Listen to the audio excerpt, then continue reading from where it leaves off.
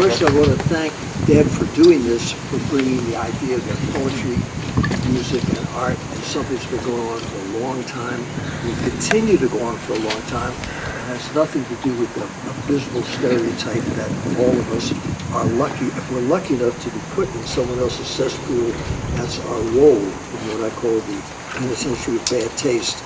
That's our cell block for life. We're not supposed to associate with people with the other cell blocks, or we might contaminate the system. And just before I honor our great introduction, I want to say Tony, who's sitting in the back there, has all those instruments, an incredible musician. He's going to play during the afternoon. He does his own show, and then hopefully we can play together. But when the poets read, I'll be accompanying all of you as I did last night. Be in this system mode and listen to you. And the reason I mention that is because Duke Ellington was asked his advice to young musicians, and he said, listen. And that's the key. And blasting other people off the planet might be effective for some political candidates, but that's not what music has ever been about. And when people are reading, the music is already in the poetry. That's what Billy Collins told me, which he said why he generally doesn't have musicians play, because the music's already there. So I'll try to cool it and listen to you guys and not ruin what you've created. Speaking of creativity, the man I'm introducing is one of the most creative people. We had the big festival in 1994 at NYU of the Ivy League top 5.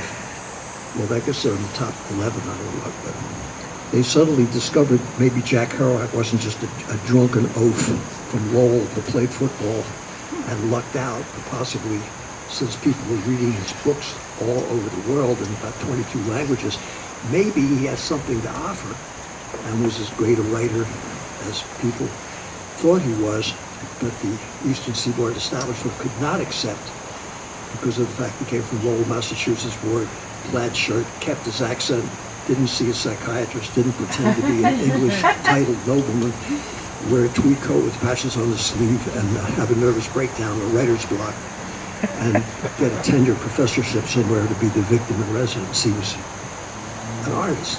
He's like all of us. He was just trying to do something beautiful while he was here. So we had this festival, and there's one highlight to me. This was 1994. Was here with this guy coming from Kentucky with 200 students, and then reading himself and being so for real and spending the whole week rather than promoting himself, encouraging all the students what they might like later to be writers, wherever they want to be themselves. In other words, the same thing with Jack Kerouac and Homer and Plato and Carson McCullers, everyone did, to foster creativity in others. And that's what Ron Whitehead has done all his life, and I'm privileged to know him. And thank you, Deb, for inviting him, and just as he's done with so many people. He could speak better for himself than anyone else. And since the New York Times, usually if you're a classical composer, which I am too, and you write a piece, the highest praise you can get is, it was mercifully brief. So I'll follow that and leave other stuff to the professional blowhards. And just say, frankly, it's a joy to be here, honored to be with all of you, see in your community that you artists yourselves, you're supporting other people to be artists and show that poetry is a living art form, as it's been ever since the Lascaux cave painters were the living graffiti artists 25,000 years ago. People come to see that stuff, and no one's asked for a refund. So, trying to be relevant has nothing to do with anything except the fashion industry, which is every year everything changes because it's worthless to begin with.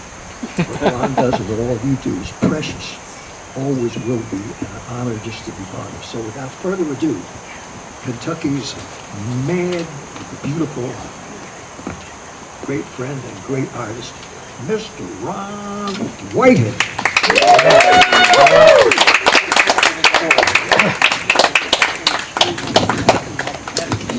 1, 2, 3.